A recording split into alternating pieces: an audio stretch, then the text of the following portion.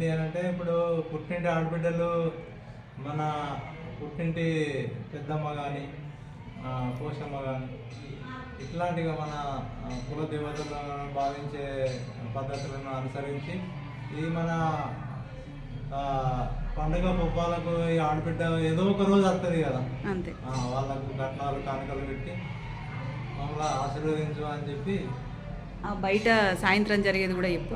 సాయంత్రం జరిగేది ఏంటి అని అంటే ఇప్పుడు సాయంత్రం పట్నాలు దొక్కడం, మళ్ళీ ఆడబిడ్డలకు కట్నాలు కానుకలు చీరలు రైకలు ఇవన్నీ సమర్పించుకోవడం, ఆశీర్వదించు తల్లి అని చెప్పి దండం పెట్టుకుంటారు. ఇక పుట్టింటి వాళ్ళను దీవించి ఆడబిడ్డ ఇంటికి వెళ్ళిపోతుంది. అప్పుడు ఇక బోనాలు ఆవట్టుకొని వాళ్ళ ఇళ్ళకు వాళ్ళు వెళ్ళిపోతారు. అది విషయం.